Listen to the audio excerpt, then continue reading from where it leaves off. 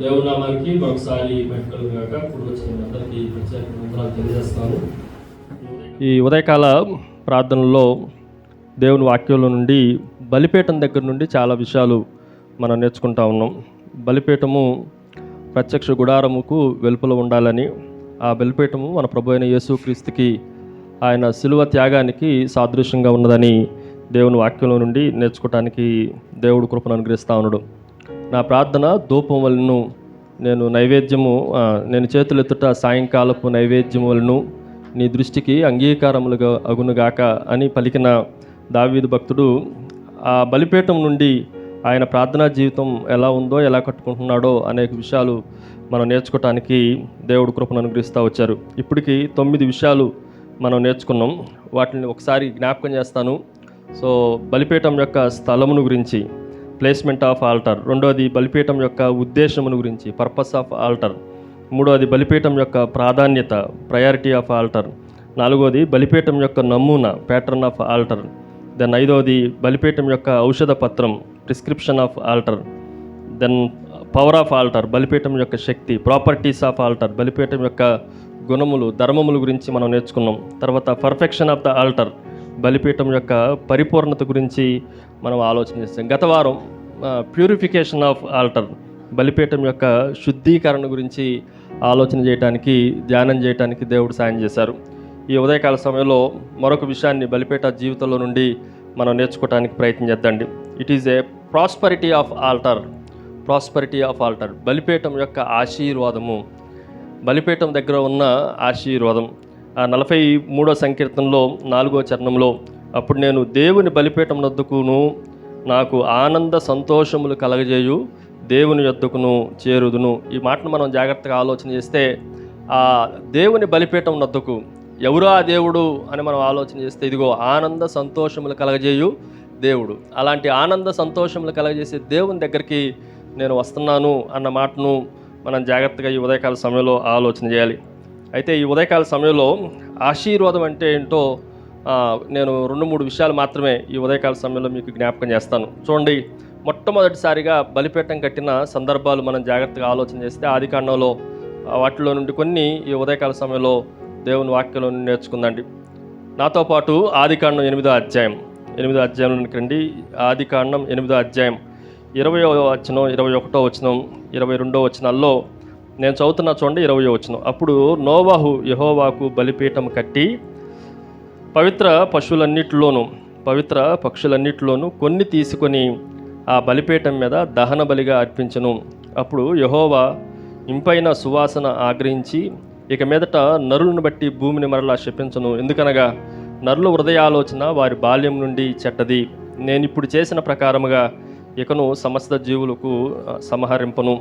ఈ వాక్య భాగాల నుండి ఈ ఉదయకాల సమయంలో త్వరగా కొన్ని మాటలు మనం జ్ఞాపకం చేసుకుందాండి.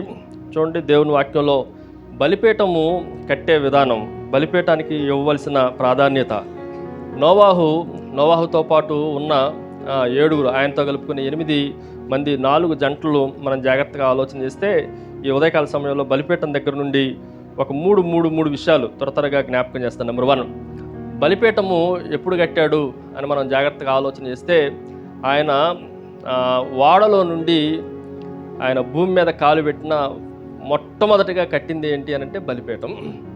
సో మనం జాగ్రత్తగా ఆలోచన చేస్తే మన జీవితాల్లో ప్రార్థన మొట్టమొదటిగా ఉండాలి, బలిపీఠం మొట్టమొదటిగా ఉండాలి, యేసుక్రీస్తు శిలువ మొట్టమొదటిగా ఉండాలి. వారు జాగ్రత్తగా ఆలోచన చేస్తే 19వ వచనంలో, ప్రతి జంతువు, ప్రాకు, ప్రతి పురుగు, ప్రతి పిట్టయు, భూమి మీద సంచరించినవన్నీ వాటి జాతుల చొప్పున ఆ వాడలో నుండి బయటికి వచ్చెను. బయటికి రావడంతోనే 20వ వచనంలో, అప్పుడు నోవాహు యెహోవాకు బలిపీఠమును కట్టి. సో మొట్టమొదటిగా బయటికి రావడంతోనే మొట్టమొదటిగా చేసిన ఫస్ట్ థింగ్ ఏంటి, మొట్టమొదటి పని ఏంటంటే బలిపీఠమును కట్టుట. మన జీవితాల్లో బలిపీఠం కట్టడం అనేది అది మొట్టమొదటిగా హై ప్రయారిటీలో ఉండాలి. అది మొదటి విషయం. రెండో విషయాన్ని జ్ఞాపకం చేస్తాను. మనం జాగ్రత్తగా ఆలోచన చేస్తే, ఆయన అర్పించిన పక్షుల్ని జాగ్రత్తగా ఆలోచన చేస్తే అవి పవిత్రమైనవి అని రాయబడతా ఉన్నాయి. సో మనం అర్పించే బలి అర్పణ పరిశుద్ధంగా ఉండాలి. మనం చేసే బలి అర్పణ, ఏ పశువులను అయితే అర్పిస్తున్నామో, సజీవ యాగంగా మనల్ని మనం బలిపీఠం మీద పెట్టుకునేటప్పుడు కూడా పాపభూయిష్టంగా ఉంటే దేవుడు ఆగ్రహించడానికి ఉపయోగం లేవు. అవి ఎలా ఉండాలి అని రాయబడింది అంటే, మామూలుగా సెన్స్ ఏం చెప్తుంది అంటే, మన ఆలోచనలు, మన బుద్ధి ఏం చెప్తుంది అంటే, వాటిని ఉంచుకుంటే మంచిది, రేపు అవి ఉపయోగపడతాయి, అవి మేలు కలగజేస్తాయి, లాభాన్ని కలగజేస్తాయి అని చెప్తూ ఉంటాయి. ఆ పశువులు కానీ పక్షులు కానీ ఉన్న 7 జతలే వాటిని కోల్పోతే మరలా భూమి మీద వేరే పశువులు ఉండడానికి అవకాశం లేదు. కానీ దేవుడు ఏం చెప్తాడంటే, నువ్వు నాకు బలి అర్పించు, సంపూర్ణంగా నాకు ఇచ్చేయి, నేను నీకు కావలసిన ఇస్తాను అని చెప్తూ ఉంటాడు. సో చాలా సందర్భాల్లో దేవుడికి ఇవ్వవలసిన వాటిని మనం ఇవ్వలేక వాటిని దాచిపెట్టుకొని చాలా సందర్భాల్లో మనం బలహీనలు అయిపోయిన వాళ్ళని చాలామంది ఉన్నాం. కాబట్టి దేవుడు కోరుకునేది పరిశుద్ధమైన దాన్ని అన్న విషయాన్ని మనం జాగ్రత్తగా జ్ఞాపకం ఉంచుకోవాలి. దేవుడు కోరుకునేది ప్రథమమైన దాన్ని, ఫస్ట్ ఉండేదాన్ని. రెండవది దేవుడు కోరుకునేది పరిశుద్ధమైన దాన్ని. మూడో విషయాన్ని మనం జాగ్రత్తగా ఆలోచన చేస్తే, ఈ బలిపీఠం కట్టి దాని మీద అర్పించే అర్పణలు, దహన బలులుగా అర్పించే అర్పణలు వాస్తవానికి మిగిలిన అపవిత్రమైన జంతువుల కన్నా ఇవి కొంచెం జాగ్రత్తగా ఆలోచన చేస్తే కాస్ట్లీ. ఇవి ఎలాంటివి అని అంటే చాలా వెలగలిగినవి, విలువ కలిగినవి. ఈరోజు మనం దేవుడికి అర్పించేవి చాలా శ్రేష్టమైనవి, కాస్ట్లీ ఇవ్వాలి. అందుకే దావీదు భక్తుని అడిగితే, దావీదు భక్తుడు సమూయేలు 2వ గ్రంథం 24వ అధ్యాయం 24వ వచనంలో ఆయన ఒక మాటను మనకి జ్ఞాపకం చేస్తారు. చూడండి, సమూయేలు 2వ గ్రంథం 24వ అధ్యాయం. ఆయన ఒక పొలమును కొని దేవుని మందిరాన్ని, దేవుని కొరకు అనేక విషయాలు చేయాలనుకున్నప్పుడు 24వ వచనంలో, రాజు నేను అలాగూ తీసుకొనను, వెల ఇచ్చి నీ యొద్ద కొందును. చూస్తున్నారండి, సమూయేలు 2వ గ్రంథం 24వ అధ్యాయం 24వ వచనం. నేను అలాగూ తీసుకొనను, వెల ఇచ్చి నీ యొద్ద కొందును, వెల ఇయ్యక నేను తీసుకొనిన దానిని నా దేవుడైన యెహోవాకు బలిపీఠముగా దహన బలిగా అర్పించను. అబ్బా, దావీదు భక్తుని అడిగితే వెల ఇవ్వక నేను దహన బలిగా ఒక్కదాన్ని కూడా అర్పించను. నేను ఒకవేళ ఇవ్వాలనుకుంటే అది ఎలాంటిది ఇస్తానంటే, శ్రేష్టమైన దాన్ని, విలువ కలిగిన దాన్ని, వెల ఇచ్చి కాస్ట్లీది నేను సమర్పిస్తాను అని. ఈ మొట్టమొదటి బలిపీఠం కట్టిన పరిస్థితులను మనం జాగ్రత్తగా ఆలోచన చేస్తే ఏమని చెప్తున్నానంటే, అది ప్రథమంగా కట్టాలి, ఫస్ట్గా కట్టాలి. రెండోది అది పరిశుద్ధంగా ఆ వస్తువులు ఉండాలి. మూడోది అవి చాలా శ్రేష్టముగా కాస్ట్లీగా ఉండాలి. అది మనం కొంచెం జాగ్రత్తగా నేర్చుకోవాల్సింది. ఇవి బలిపీఠానికి ముందు ఉండవలసిన గుణాల గురించి, లక్షణాల గురించి మీకు జ్ఞాపకం చేశాం. అయితే మన జీవితంలో బలిపీఠం కట్టడం వలన మనకు కలిగే ఆశీర్వాదాలు ఏంటి అని మనం ఆలోచన చేస్తే 3 విషయాలు మీకు జ్ఞాపకం చేస్తాను. నెంబర్ 1, మొదటిది 21వ వచనంలో, అప్పుడు యెహోవాకు, మరలా చూడండి, ఆదికాండం 8వ అధ్యాయం 21వ వచనం, బలిపీఠం మీద దహన బలి మీద అర్పించాడు. అప్పుడు యెహోవా ఇంపైన సువాసనను ఆగ్రహించి, ఇక మీదట నరులను బట్టి నేను భూమిని మరలా శపించను. నెంబర్ 1, మొట్టమొదటిది జరిగేది ఏంటి అని అంటే, దేవుడు ఏం కలగజేస్తాడు? బలిపీఠం it is A curse breaker. Curse breaker అంటే శాపమును విచ్ఛిన్నం చేసేది, శాపమును విమోచించేది. చాలామంది ఏమనుకుంటారు, ఆశీర్వాదం అంటే ఏదో వచ్చి పడింది అనుకుంటాం. కాదు కదా, అసలు ముందు శాపాన్ని ఎగరగొట్టాలి, దాన్ని ఆశీర్వాదం అంటాం. మన జీవితాల్లో చాలా రకాలైన శాపాలు భూమి మీద మనకు కనిపిస్తూ ఉన్నాయి. సో నోవాహు దగ్గర, ఆయన బలిపీఠం దగ్గర మనం నేర్చుకునే మొట్టమొదటి మాట ఏంటంటే, నరులను బట్టి ఇంక ఎప్పుడు నేను భూమిని శపించను. ఆల్రెడీ భూమి శపింపబడింది. ఆ శపింపబడిన భూమిని ఎవరు బ్రేక్ చేశారు అని మనం జాగ్రత్తగా ఆలోచన చేస్తే, ఇదిగో నోవాహు బలిపీఠం కట్టడం వలన అది శాపము నుండి విముక్తి పొందింది, శాప విముక్తి కలిగింది అన్న విషయాన్ని మనం గ్రహించాలి. నెంబర్ 2, రెండో విషయాన్ని మీకు జ్ఞాపకం చేస్తా. అదే వచనాల్లో మనం చదివితే, సో రెండోది, దేవుడు మనకు న్యూ ల్యాండ్ ఇచ్చేవాడు, అంటే నూతనమైన స్థలాన్ని ఇచ్చేవాడు. అప్పుడు దాకా ఉన్న భూమి వేరు, ఇప్పుడు నోవాహు కాలు పెట్టిన భూమి అసలు వేరు.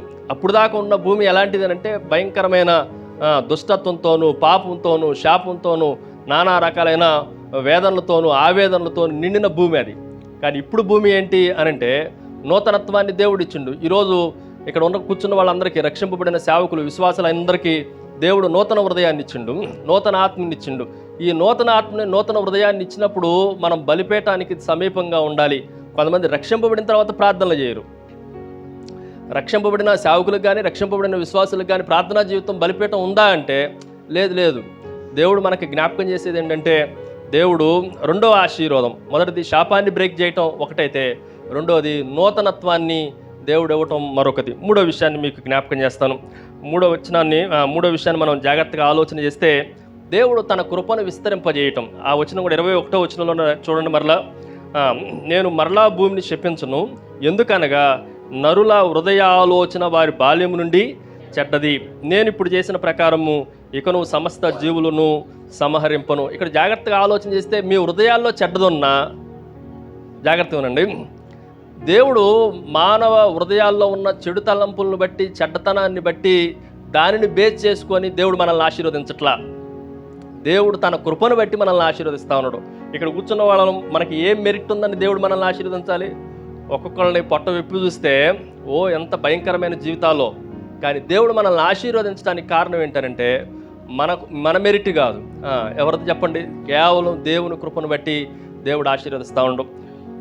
ఈ 3 విషయాలు కొంచెం జాగ్రత్తగా ఆలోచన చేద్దండి. మొదటిది శాపాన్ని బ్రేక్ చేయటం, రెండోది చెప్పండి నూతనత్వాన్ని కలగజేయటం, మూడోది ఆయన కృపచేత మనల్ని ఆశీర్వదించడం తప్ప ఒకవేళ అదంతా జలప్రలయం అయిన తర్వాత కూడా మానవుని పరిస్థితి ఏంటంటే ఆ మాట మనం జాగ్రత్తగా, వారి హృదయ ఆలోచన వారి బాల్యము నుండి చెడ్డది. అది వెంటనే మనకు కనిపిస్తూ ఉంది. కొంచెం ముందుకు రావడంతోనే ఈ నోవాహు ద్రాక్ష తోట వేసి భయంకరంగా త్రాగి, భయంకరంగా ఆయనకున్న బట్టలు వస్త్రహీనతను కూడా గమనించినంత భయంకరమైన పరిస్థితుల్లో ఉన్న దేవుడు ఎందుకు ఆశీర్వదించినంటే నోవాహు మెరిట్ని బట్టి కాదు. ఎవరిని బట్టి అంటే కేవలం తన కృపచేత వారిని అయితే ఈ ఉదయకాల సమయంలో దేవుని వాక్యంలో నుండి జాగ్రత్తగా ఆలోచన, అసలు ఈ కర్స్ బ్రేకర్ అంటే ఏంటి, ఈ శాపము విచ్ఛిన్నం చేయటం ఎలాగా, ఇది కొంచెం జాగ్రత్తగా ఈ ఉదయకాల సమయంలో మీకు జ్ఞాపకం చేస్తాం.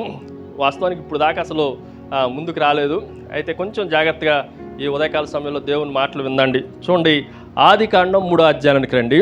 ఆదికాండం 3వ అధ్యాయంలో మనం జాగ్రత్తగా దేవుని మాటలు ఆలోచన చేస్తే ఇక్కడ మొట్టమొదటిసారిగా మనకి శపింపబడిన అనుభవాలు కనిపిస్తూ ఉంటాయి. నేను వాస్తవానికి 3వ అధ్యాయం నుంచి 8వ అధ్యాయం దాకా ఉన్న 6 శాపముల గురించి ఇంట్రడక్షన్ చేయాలి, కానీ టైం సరిపోదు. ఈ ఉదయకాల సమయంలో ఒక్క శాపమును గురించి కొంచెం జాగ్రత్తగా ఆలోచన చేద్దండి. 3వ అధ్యాయానికి రండి. 3వ అధ్యాయంలో 14వ వచనం. 3వ అధ్యాయం 14వ వచనం. అందుకు దేవుడైన యెహోవా సర్పముతో, నీవు దీన్ని చేసినందున పశువులన్నిటిలోనూ భూజంతువులన్నిటిలోనూ నీవు శపింపబడిన దానివై నీవు నీ కడుపుతో ప్రాగుచు నీవు బ్రతుకు దినములన్నీ మన్ను తిందువు. ఈ మాటను కొంచెం జాగ్రత్తగా ఆలోచన చేద్దండి.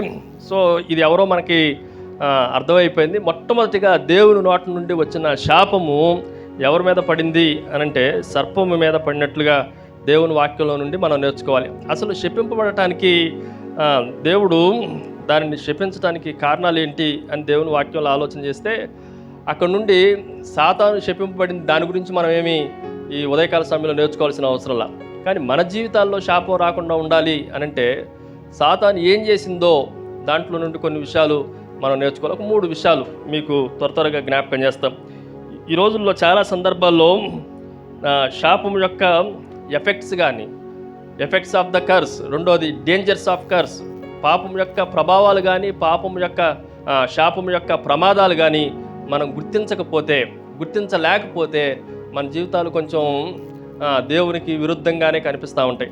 మనం ఈ వచనం చదివితే మీకు ఏమర్థమైంది అంటే ఏమీ అర్థం కాల. కానీ ఈ వచనంలో నుండి ఒక 3 విషయాలు ఈ ఉదయకాల సమయంలో మీకు జ్ఞాపకం చేస్తాం. జాగ్రత్తగా వినండి. మనం సాతాను ఎలాంటి వాడు అని మనం ఆలోచన చేస్తే సాతాను దగ్గర నుండి ఈ ఉదయకాల సమయంలో మనం ఎలా ఉండాలి అనే ఆలోచన చేస్తే ఒక మాట మీకు జ్ఞాపకం చేస్తాం. దేవుని మాట వినటానికి, దేవుని బోధ వినటానికి జాగ్రత్తగా ఉండండి. దేవుని మాట వినటానికి, దేవుని బోధ వినటానికి, ఆ మాటను ధిక్కరించడానికి, మాటను బట్టి జీవితాలను సరి చేసుకునటానికి ఇష్టపడని వారికి దేవుని యొక్క శాపం మెండుగా ఉంటుంది. జాగ్రత్త ఉండండి. అసలు సాతాన్ని కానీ, అక్కడున్న సర్పాన్ని కానీ, సాతాను కాదు సర్పాన్ని మనం జాగ్రత్తగా ఆలోచన చేస్తే మిగిలిన వాళ్ళలాగా సాతాన్ని, అక్కడున్న సర్పాన్ని ఏమన్నా ప్రశ్నించిన దేవుడు? మీరు చదువుతున్న చూడండి. ఆదాముతో ఏమన్నాడు? 10వ వచనంలో మనం చదివితే 9వ వచనంలో దేవుడైన యెహోవా ఆదాముని పిలిచి నువ్వు ఎక్కడున్నావు మాట్లాడిండు. ఆ తర్వాత 12వ వచనంలో ఆదాము చెప్పిన మాట, నాతో ఉండుటకు నీవు ఇచ్చిన ఈ స్త్రీయే ఈ వృక్షఫలాలు కొన్ని నాకు ఇయ్యగా నేను తింటినన్నాడు. 13వ వచనంలో దేవుడైన యెహోవా స్త్రీతో నీవు చేసినది ఏమిటి అనడగగా స్త్రీ నన్ను మోసం చేసింది అన్నాడు. అంటే ఆదాముని ప్రశ్నించిండు, రెండోది అవను కూడా ప్రశ్నించిండు. మరి 14 వచ్చేసరికి అందుకు దేవుడైన యెహోవా సర్పమును శపించును. ఎందుకు ప్రశ్నించలా? వారిరువురిని ప్రశ్నించి, మానవులు ఇరువురిని, పురుషుణ్ణి స్త్రీని, ఆదాముని అవ్వని ప్రశ్నించి, సాతాను నువ్వు ఎందుకు చేసినావు ఇది అని ఎందుకు ప్రశ్నించలేదంటే, సాతాను దేవుని బోధను వినేవాడు కానే కాదు, దేవుని మాటను వినేవాడే కాదు, దేవుని మాట సరి చేసుకుంటాడు అని దేవుడికి తెలుసు. ఆడు ఎలాంటి వాడంటే దేవుని మాట అసలు వినడు, దేవుని బోధన అసలు వినడు, దేవుని మాటను బట్టి సరి చేసుకుంటూ వాడి జీవితాల్లో ఉండదు. అందుకని వాడిని ప్రశ్నించడానికి కూడా దేవుడు ఇష్టపడట్లా. ఈరోజు ఒక మాట చెప్తా, దేవుని మాట ఎవడైతే వినట్లేదో ఆటోమేటిక్గా వాడి జీవితాల్లో శాపము నిండిపోయింది.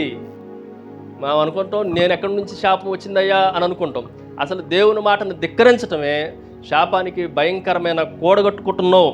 ఈరోజు ఇక్కడ కూర్చున్న వాళ్ళు ఎవరైనా సరే దేవుని మాట వినకుండా, సేవకుల మాట వినకుండా, ఇక్కడున్న దేవుని వాక్యపు బోధన వినకుండా ఏం కాదులే అని అనుకునే వాళ్ళు ఎవరన్నా ఉంటే ఆల్రెడీ మీ జీవితాల్లో దేవుడు ఎప్పుడో శాపాన్ని ప్రారంభించాడు అన్న సత్యాన్ని మనం జాగ్రత్తగా గ్రహించాలి. రెండో విషయాన్ని మీకు జ్ఞాపకం చేస్తాను.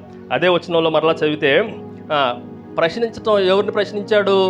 ఆదాముని ప్రశ్నించాడు. ఏం చేస్తున్నావు, ఎక్కడున్నావు, ఎవరు నీకు ఈ బుద్ధి చెప్పింది, నువ్వు దిగంబరుడు అని చెప్పింది, చాలా ఎంక్వైరీ ఉంది. రెండోది అవను కూడా అదే అడిగాడు. అంటే ఇదిగో ఈ సర్పము నన్ను మోసపుచ్చింది, మరి ఎందుకు అడగలేదు అని మనం ఆలోచన చేస్తే రెండో విషయాన్ని మీకు జ్ఞాపకం చేస్తా.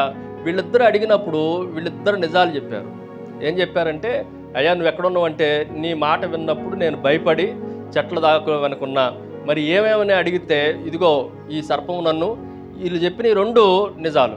కానీ ఎందుకు సాతాన్ని దేవుడు అడగలేదంటే, సాతాను ఎప్పుడు అబద్ధం చెప్పిద్ది, అబద్ధం చెప్పేవాడిని దేవుడు అడగడు అసలు.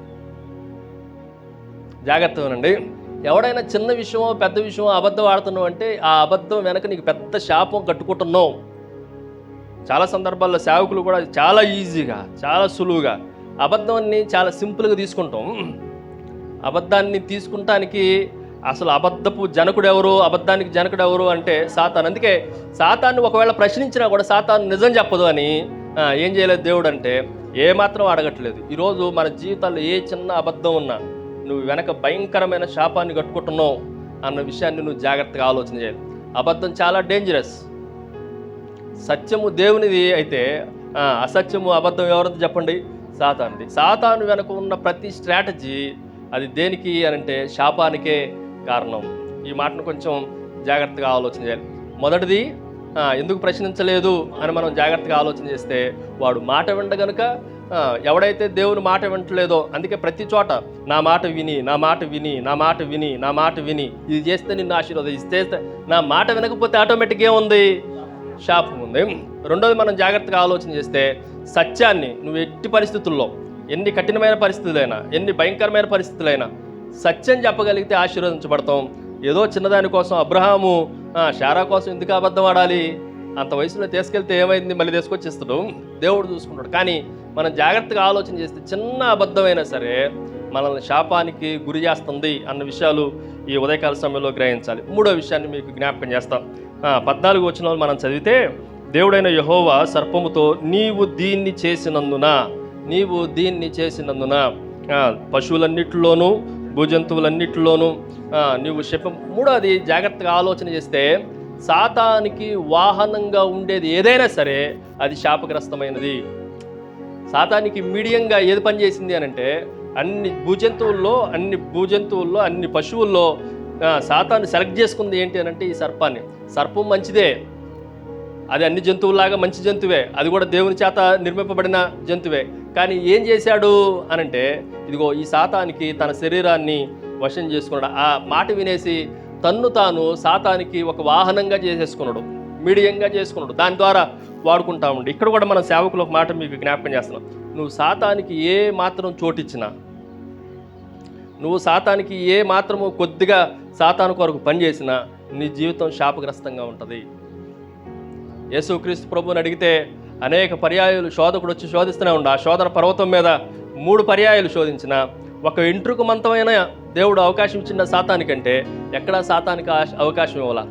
సాతానుకి వాహనంగా, సాతానికి ఈ భూజంతువులన్నిటిలో, అన్ని జంతువుల్లో శపింపబడిన జంతువు ఏదన్నా ఉందంటే సాతానికి వాహనంగా ఉపయోగపడిన జంతువే. ఇక్కడ కూర్చున్న వాళ్ళలో ఎవరైనా సరే సాతానికి ఎప్పుడైనా ఎక్కడన్నా చిన్న వాహనంగా మనం పనిచేస్తున్నామంటే మనం శాపగ్రస్తులుగా ఉన్నాం అన్న విషయాన్ని ఈ ఉదయకాల సమయంలో మనం గ్రహించాలి. నా మాటలు అర్థమవుతున్నాయి అనుకుంటున్నా. జాగ్రత్తగా ఈ 3 విషయాలు. మొదటిది దేవుని మాట వినకపోవటం వల్ల, రెండవది నువ్వు అబద్ధం చెప్తావు అని దేవుడికి సంపూర్ణంగా తెలిసినప్పుడు, మూడవది చెప్పండి సాతానికి వాహనంగా నువ్వు ఉపయోగపడుతున్నావు అని తెలిసినప్పుడు దేవుడు మొట్టమొదటిగా సర్పాన్ని ఆయన శపించినట్లుగా మనం ఆలోచన చేయొచ్చు. ఇప్పుడు శాపం యొక్క డేంజర్స్ని మీకు జ్ఞాపకం చేస్తాను. ఏంటి ఆ డేంజర్స్ అనంటే, మొట్టమొదటిది దేవుడు మనకిచ్చిన సంపూర్ణమైన అన్ని రకాలైన అవయవాలు, senses, it will be vanished. అవన్నీ ఏమైపోతాయి అనంటే, అప్పుడు దాకా ఆ జంతువులన్నిటిలో మొదటి వచనంలో ఏమని రాయబడిందంటే, చూడండి, దేవుడైన యెహోవా చేసిన సమస్త జంతువులలో సర్పము యుక్తి కలిగింది, చాలా తెలివైంది, చాలా జ్ఞానము కలిగింది. కానీ ఏమైపోయింది అనంటే, వాటికి ఉన్న అవయవాలన్నీ మామూలుగా జాగ్రత్తగా ఆలోచన చేస్తే అవయవాలన్నీ తొలగించబడ్డాయి. అప్పుడు దాకా మంచి అవయవాలు ఉన్నాయి. మనం జాగ్రత్తగా ఆలోచన చేస్తే దానికి భూజంతువులు లేదంటే పశువులు అంటే కాళ్ళు ఉంటాయా, ఉండవా? అన్ని భూజంతువులు ఎట్లకైనా 4 కాళ్ళు. ఇంకొంచెం జాగ్రత్తగా ఆలోచన చేస్తే కొన్ని కాళ్ళు మనకి కాళ్ళు పోయి ఏమైందంటే పొట్టతో కడుపుతో ప్రాకాల్సి వచ్చింది. ఎందుకు కడుపుతో ప్రాకాల్సి వచ్చింది అనంటే, దేవుడు దానికి ఇచ్చిన అవయవాలన్నీ ఏం చేశాడు, తీసేశాడు. శాపం ఏం చేస్తుందంటే మన సెన్సెస్ అన్నిటినీ వ్యానిష్ చేసేస్తుంది. ఇంక నీకేం పని చేయదు. శాపం నీ చేతుల్లో, నువ్వు శాపంలోనికి వచ్చేసావు, శాపం నిన్ను కబలించేసింది అనంటే అర్థం ఏంటి అనంటే, ఇక నీ అవయవాలు కానీ, నీ సెన్సెస్ కానీ, నీ ఇంద్రియాలు కానీ, నీకున్న జ్ఞానేంద్రియాలు కానీ ఏమీ పనిచేయవు. అది ఎలా వాడుకుంటే అలా వాడుకుంటుంది. అంటే ఈ మాటను కొంచెం జాగ్రత్తగా ఆలోచించాలి. రెండో విషయాన్ని మీకు జ్ఞాపకం చేస్తాను. నా మాటలు అర్థమవుతున్నాయి కదా. సాతానికి ఏమైపోయినాయి, సర్పం ఎలా కోల్పోయిందనంటే, అప్పుడు దాకా ఉన్న కాళ్ళన్ని అవయవాలన్నీ ఏమైపోయినాయి, వ్యానిష్ అయిపోయినాయి, పోయినాయి. రెండో విషయాన్ని మీకు జ్ఞాపకం చేస్తాం. ఎందుకు అదే వచనం, నువ్వు శపింపబడిన దానివై. ఇప్పుడు ఎఫెక్ట్స్ మీకు దాని డేంజర్స్ మీకు జ్ఞాపకం చేస్తాను. మొదటిది, అవయవాలన్నీ పోయినాయి. కడుపుతో ప్రాగుచు నువ్వు బ్రతుకు దినములన్నీ మన్ను తిందువు. కడుపుతో ఎందుకు, పొట్టతో ఎందుకు ప్రాగుతూ అని మనం ఆలోచన చేస్తే, మిగిలిన 4 కాళ్ళు మనం పరిగెత్తడానికి, మన గమనానికి, మన ప్రయాణానికి, మన మూమెంట్కి ఆ అవయవాలు కావాలి. ఇప్పుడు సాతాన్ని దేవుడు ఏం చేసిందంటే, నీ మూమెంట్ ఇంకా ఎప్పుడు అంత స్పీడ్ ఉండదు. నీ మూమెంట్ అంతా ఏమైపోయిందంటే తగ్గించబడటానికి. ఇప్పుడు కడుపు మీద ప్రాకాలి అని అంటే ఎంత టైం తీసుకుంటుంది? అదే జంతువు అంతకు ముందున్న కాళ్ళను బట్టి చాలా స్పీడ్గా ఏదైనా వనంలో ఈ మూల నుండి ఆ మూల దాకా తిరగలదు. ఇప్పుడు అదే ఏదైనా వనంలో ఇది కడుపుతో ప్రాకాల్సి వచ్చింది. శాపగ్రస్తులుగా ఉన్న, ఒకవేళ మనం ఈ కారణాల చేత శాపగ్రస్తులుగా సేవకులు ఏమన్నా అయితే, నేను చెప్తున్నా, మీ మూమెంట్స్ సరిగా ఉండవు. దేవుడు మిమ్మల్ని సరిగా వాడుకోడు. మీరు మీ గమనం స్పీడ్గా ఉండదు. మీరు వేగంగా ప్రయాణం చేయలేరు. మీరు ఎక్కడ ఉంటే అక్కడే మీ వాహనం యొక్క శక్తి, వేగం అని అంటాం కదా, వెలాసిటీ అనేది మన జీవితాల్లో కనిపించదు. సో శాపం చాలా డేంజరస్. మొట్టమొదటిది, శాపం వల్ల మనకు ఉన్న సెన్సెస్ అన్నీ వ్యానిషన్ అయిపోయినాయి. రెండోది, మనకున్న పాసిబిలిటీస్ ఏదైతే దేవుని కొరకు చేయాలనుకుంటున్నామో అవన్నీ ఏమైపోతాయి అంటే పూర్తిగా కనుమరుగైపోతాయి. ఇక నువ్వు ఏ పని చేసినా అందులో వేగం కనిపించదు. ఏ పని చేసినా అక్కడే ఉంటావు. కారణం ఏంటి అని అంటే, శాపం ఏముంది మన జీవితాల్లో కబలించేసింది. ఫైనల్లీ ఇంకొక మాట చెప్పేసి నేను వాక్యాన్ని ముగిస్తాను. అదేంటంటే, నీవు బ్రతుకు దినములన్నీ, 1 రోజా 2 రోజులా, అన్ని బ్రతుకు దినములన్నీ మన్ను తిందువు అనే మాటను మనం జాగ్రత్తగా ఆలోచన చేస్తే ఇట్ ఈజ్ అల్టిమేట్ శాపం. అంటే ఇంకొంచెం జాగ్రత్తగా మనం ఆలోచన చేస్తే దీన్ని టోటల్ డిస్ట్రక్షన్ అని అంటాం. ఇంకా సంపూర్ణంగా ఏమైపోయింది. అప్పుడప్పుడు మనోళ్ళు తిడతా ఉంటాం, నీ నోట్లో అంటే అర్థం ఏంటో తెలుసా, నోట్లో మన్ను పోయినావు అంటే నువ్వు టోటల్గా కంప్లీట్గా డిస్ట్రక్షన్ అయిపోయినావు. సో సాతాన్ని మనం జాగ్రత్తగా ఆలోచన చేస్తే అవయవాలన్నీ పోగొట్టుకుంది శాపం వలన. రెండోది, వేగాన్ని, అప్పుడు దాకా యుక్తి ఉంది, జ్ఞానం ఉంది. ఈ యుక్తి జ్ఞానము ఈ వేగంగా పనిచేయట్లేదు ఇప్పుడు శాపం వలన. మూడోది, మనం జాగ్రత్తగా ఆలోచన చేస్తే complete vanish, complete total destruction. ఇక మన్ను తినటం తప్ప, అప్పుడు దాకా మంచిగా ఆ తోటలో ఉన్న ఫలాలన్నీ అన్ని జంతువుల్లాగా ఇది కూడా తినడానికి అవకాశం ఉంది. కానీ ఈ అవకాశాన్ని బట్టి, శాపం బట్టి, రెండోది దానిని బట్టి మన్ను తింటుంది. ఇక్కడ కొంచెం జాగ్రత్తగా ఆలోచన చేస్తే దేవుని సేవకుడు డిఏ కార్సన్ అనే దేవుని సేవకుడు చెప్పిన మాట ఏంటంటే, అసలు భూమి ఎందుకు శపించబడింది, స్త్రీని బట్టి దేవుడు శపించిందాడు. కానీ దానికన్నా డేంజర్ ఏంటంటే, ఈ భూమి మీద సాతాను సర్పం లైఫ్లో ఎప్పుడూ ప్రాగుతూనే ఉంది. దానిని బట్టి శపించబడి ఈ మన్ను సాతాను తీసుకుంటుండు, మన్నుని తింటుండు. దానిని బట్టి కూడా ఈ భూమి శపింపబడతా ఉంది. సాతాను యొక్క కదలికలు ఈ భూమి మీద ఉంటా ఉన్నాయి. వాటిలన్నిటిని మనం జాగ్రత్తగా అబ్జర్వ్ చేస్తే, ఇదిగో నోవాహు దగ్గరకు వచ్చిన తర్వాత ఈ బలిపీఠం దగ్గర ఈ శాపం ఏం చేయబడింది? బ్రేక్ చేయబడింది. శాపము విచ్ఛిన్నం చేయబడింది. మనం జాగ్రత్తగా ఆలోచన చేస్తే ఈ బలిపీఠం దగ్గర శాపము విచ్ఛిన్నం చేయబడతాయి. ఎక్కడ మన శాపము కొట్టివేయబడుతుందంటే, ఈ బలిపీఠానికి సాదృశ్యంగా ఉన్న యేసుక్రీస్తు శిలువ దగ్గర, కలువరి దగ్గర మన పాపములన్నిటికీ, మన శాపములన్నిటికీ విముక్తి ఎక్కడ కలిగింది అని అంటే, అదిగో యేసుక్రీస్తు ప్రభువే మన శాపములన్నిటిని ఆయన మీద వేసుకొని, మ్రాను మీద విరాలాడు ప్రతి వాడును శాపగ్రస్తుడు అని చెప్పబడినట్లుగా ఆయన శాపగ్రాహిగా మారిపోయి మనల్ని శాపము నుండి, ధర్మశాస్త్రం యొక్క శాపము నుండి మనల్ని ఏం చేశాడంట? విమోచించాడు. ఇక శాపం మన మీద పెత్తనం చేయడానికి అవకాశం లేదు. అయితే ఈ ఉదయకాల సమయంలో ఆ సులువు దగ్గర, ఆ బలిపీఠం దగ్గర నీ ప్రార్థనా జీవితం నీ శాపమును బ్రేక్ చేయగలదు. ఈరోజు ప్రార్థన ఎందుకు చేయాలంటే, నీ మీద నీకు తెలియకుండానే దేవుని మాటను ధిక్కరించడం వల్ల వచ్చిన శాపం, నీకు తెలియకుండానే నువ్వు అబద్ధికుడివి కాబట్టి నీతో నేను మాట్లాడను, నిన్ను ప్రశ్నించను, నిన్ను అడగను అని వెనక ఉన్న శాపం.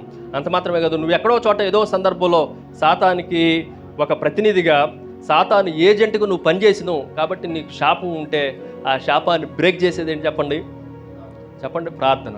ఈ ఉదయకాల సమయంలో ఆ బలిపీఠం దగ్గర, ఈ ఉదయకాల సమయంలో ఆ సిలువ దగ్గర, ప్రార్థన దగ్గర మనకేం కలుగుతుందంటే, ఈ బలిపీఠం ఏం చెప్తుంది అని అంటే, ఈ బలిపీఠం మనకి ప్రాస్పరిటీ, ఆశీర్వాదాన్ని ఇస్తుంది. ఎప్పుడు అని మనం ఆలోచన చేస్తే ఏం చేయాలి చెప్పండి? బలిపీఠం మీద 3 విషయాలు మీకు జ్ఞాపకం చేశాం.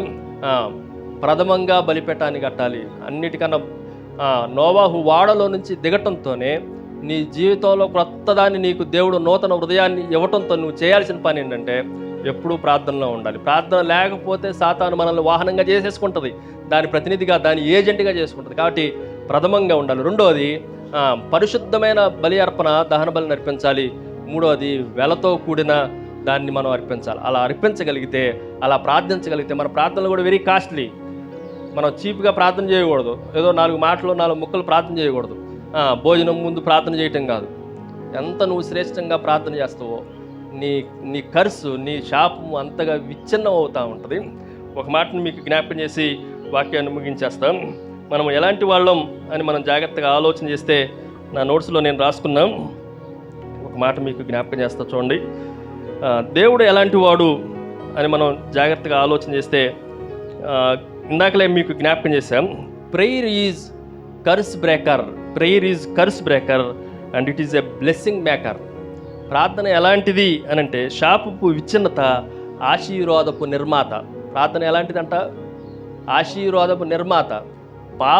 శాపము కొట్టివేయబడకుండా మనకి ఆశీర్వాదం రానే రాదు. ఆశీర్వాదం అంటే ఏయో మేడలో మిద్దలు కట్టుకోవటం కాదు. ముందు శాపం మనలో పూర్వీకుల నుండి, ఆదాము నుండి వచ్చిన శాపం ఇప్పటికి మన మీద పనిచేస్తుందా లేదా? పనిచేస్తూనే ఉంది. ఆ పాపాన్ని మనం విచ్ఛిన్నం చేసుకుంటాం, శాపాన్ని విచ్ఛిన్నం చేసుకుంటాం, ఆశీర్వాదపు నిర్మాణం. ఈ 2 ఎక్కడ కలుగుతాయి అంటే ప్రార్థనలో కలుగుతాయి. అందుకని ప్రార్థించడం మనం నేర్చుకోవాలి. ప్రార్థన చేసుకుందంటే దేవుడి మాటలను దీవించు.